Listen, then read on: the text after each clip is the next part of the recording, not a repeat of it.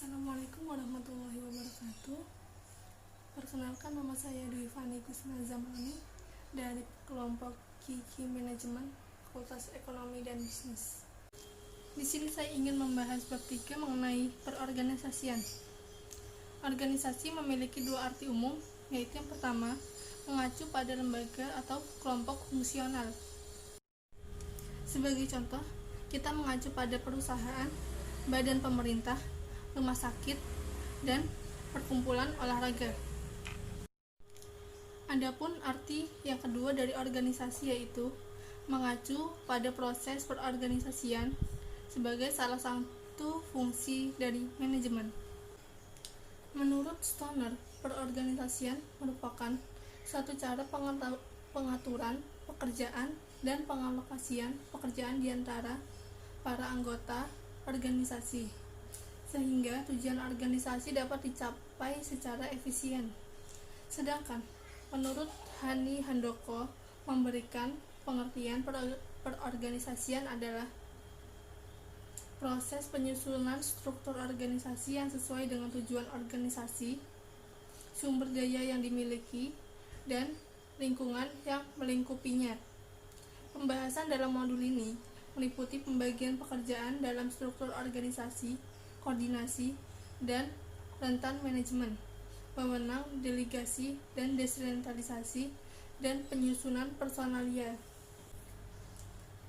Yang berikutnya ada pembagian pekerjaan. Ada dua aspek utama dalam proses penyusunan struktur organisasi, yaitu yang pertama, departementalisasi, dan yang kedua, pembagian kerja atau division of labor. Pengertian dalam departementalisasi merupakan pengelompokan kegiatan-kegiatan kerja suatu organisasi agar kegiatan-kegiatan yang sejenis dan saling berhubungan dapat dikerjakan secara bersama. Yang berikutnya yaitu pembagian kerja. Artinya, pemerincian tugas pekerjaan agar setiap individu dalam organisasi bertanggung jawab untuk melaksanakan sekumpulan kegiatan yang terbatas. Prinsip pembagian kerja ini merupakan tiang dasar perorganisasian. Dalam pembagian kerja, spesialisasi pekerjaan merupakan hal yang utama. Manfaat spesialisasi pekerjaan adalah menyebabkan kenaikan produktivitas. Hal ini disebabkan tidak seorang pun yang secara fisik akan mampu melaksanakan seluruh kegiatan dalam tugas-tugas yang paling rumit. Pekerjaan yang paling rumit memerlukan beberapa langkah dan memerlukan pembagian langkah-langkah yang perlu dilakukan oleh beberapa orang. Pembagian kerja yang dispesialisasikan seperti ini memungkinkan orang mempelajari keterampilan dan menjadi pakar dalam bidang pekerjaan tertentu. Akan tetapi, selain manfaat yang didapat dalam spesialisasi pekerjaan, yaitu dampak negatifnya dari spesialisasi pekerjaan. Beberapa penulis manajemen menyebutkan bahwa spesialisasi pekerjaan akan berdampak pada demoralisasi dari pekerjaan-pekerjaan yang menjemukan dan repetitif. Yang berikutnya ada struktur organisasi. Struktur organisasi dapat didefinisikan sebagai mekanisme-mekanisme formal di mana organisasi dikelola. Struktur organisasi menunjukkan kerangka dan susunan perwujudan pola tetap hubungan-hubungan di antara fungsi-fungsi, bagian-bagian maupun orang-orang yang menunjukkan kedudukan, tugas, wewenang, dan tanggung jawab yang berbeda-beda dalam suatu organisasi. Faktor-faktor utama yang menentukan perancangan struktur organisasi adalah: yang pertama, strategi organisasi untuk mencapai tujuannya. Yang kedua, teknologi yang digunakan. Yang ketiga, anggota dan orang-orang yang terlihat dalam organisasi. Dan yang terakhir, ukuran organisasi. Sedangkan unsur-unsur Struktur organisasi terdiri dari spesialisasi kegiatan yang berkenaan dengan spesifikasi tugas-tugas individual dalam organisasi. Yang berikutnya, standarisasi kegiatan yang digunakan organisasi untuk menjamin terlaksanakannya kegiatan seperti yang direncanakan. Yang ketiga, koordinasi kegiatan yang mengintegrasikan fungsi-fungsi satuan kerja organisasi. Yang keempat, sentralisasi dan desentralisasi pembuatan keputusan. Yang terakhir, ukuran satuan kerja menunjukkan jumlah karyawan dalam suatu kelompok kerja. Berikutnya ada bagian organisasi. Bagian organisasi memperlihatkan susunan fungsi-fungsi departemen atau posisi-posisi organisasi dan menunjukkan hubungan di antaranya. Bagian organisasi memperlihatkan 5 aspek utama suatu struktur organisasi. Yang pertama, pembagian kerja. Yang kedua, manajer dan bawahan atau rantai perintah. Yang ketiga, tipe pekerjaan yang dilaksanakan. Yang keempat, pengelompokan segmen-segmen pekerjaan. Dan yang terakhir ada tingkatan manajemen. Bentuk-bentuk bagian organisasi terdiri dari bentuk piramid, yaitu bentuk yang paling banyak digunakan karena sederhana, jelas, dan mudah dimengerti.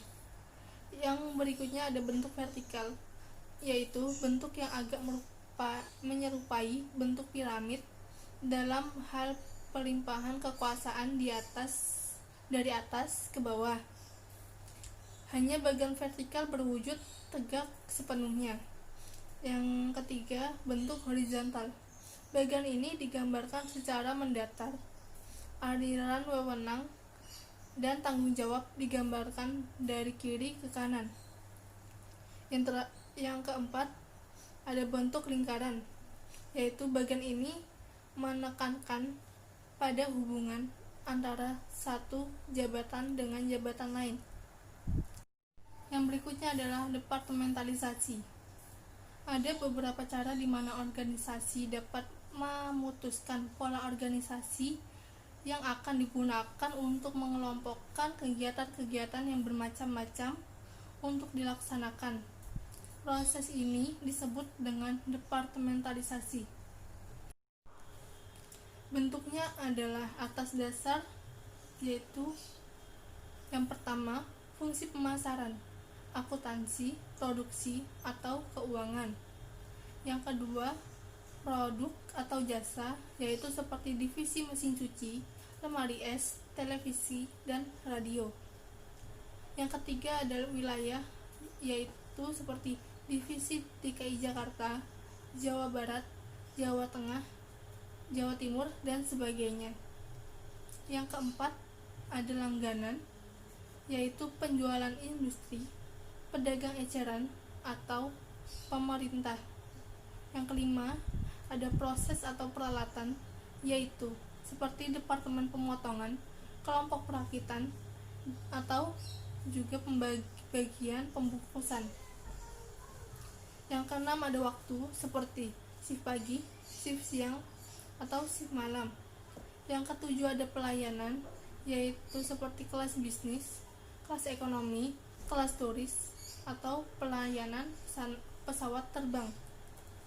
Yang ke-8 ada alphanumerical, yaitu bisa digunakan pada pelayanan telepon, misalnya nomor 0000 dan seterusnya.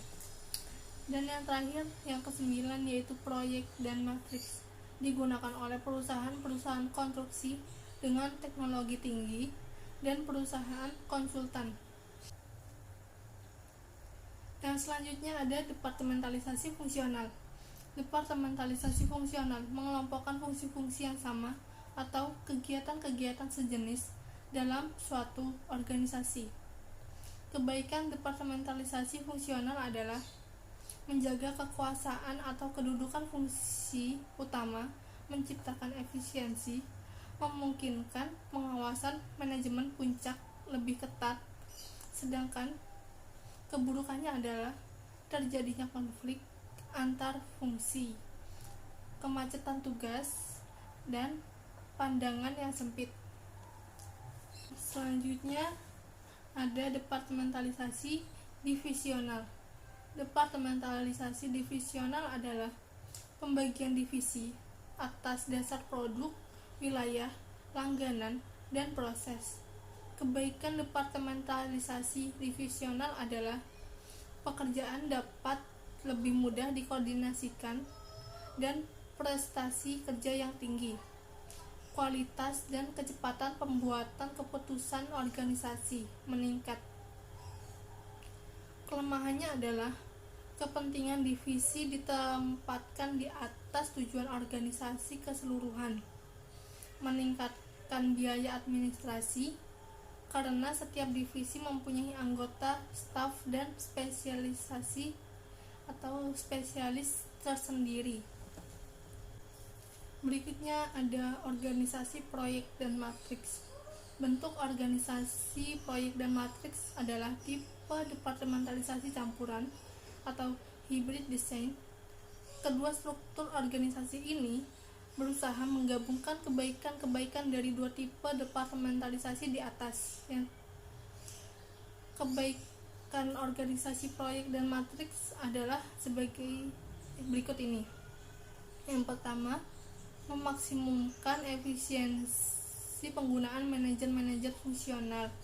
Yang kedua, mengembangkan keterampilan pegawai. Yang ketiga, memotivasi karyawan tentang pandangan manajemen menengah terhadap masalah-masalah strategik perusahaan. Yang keempat ada yaitu memberikan fleksibilitas dan mengembangkan kreativitas. Yang kelima, menstimulasi kerjasama antar disiplin. Yang keenam ada membebaskan manajemen puncak untuk perencanaan. Kelemahan organisasi proyek dan matriks yaitu yang pertama ada pertanggungjawaban ganda, yang kedua ada memerlukan koordinasi horizontal. Kebaikan organisasi proyek dan matriks adalah sebagai berikut ini. Yang pertama, memaksimumkan efisiensi penggunaan manajer-manajer fungsional. Yang kedua, mengembangkan keterampilan pegawai. Yang ketiga, memotivasi karyawan tentang pandangan manajemen menengah terhadap masalah-masalah strategik perusahaan. Yang keempat, memberikan fleksibilitas dan mengembangkan kreativitas. Yang kelima, menstimulasi kerjasama antar disiplin. Yang keenam, membebaskan manajemen puncak atau perencanaan. Kelemahan organisasi proyek dan matriks yaitu yang pertama ada pertanggungjawaban ganda. Yang berikutnya memerlukan koordinasi horizontal dan vertikal. Yang ketiga, memerlukan lebih banyak keterampilan. Yang keempat, mendorong pertentangan, kekuasaan, dan perdebatan. Yang terakhir, sangat mahal untuk diimplementasikan. Yang berikutnya ada rangkuman. Bagian organisasi memperlihatkan susunan fungsi-fungsi, departemen-departemen atau posisi-posisi organisasi, dan menunjukkan hubungan antara struktur, sistem, dan organisasi. Mungkin itu saja yang dapat saya sampaikan pada materi bab 3 ini. Kurang lebihnya saya mohon maaf. Wabillahi taufiq wal hidayah, walidho wal inayah. Wassalamualaikum warahmatullahi wabarakatuh.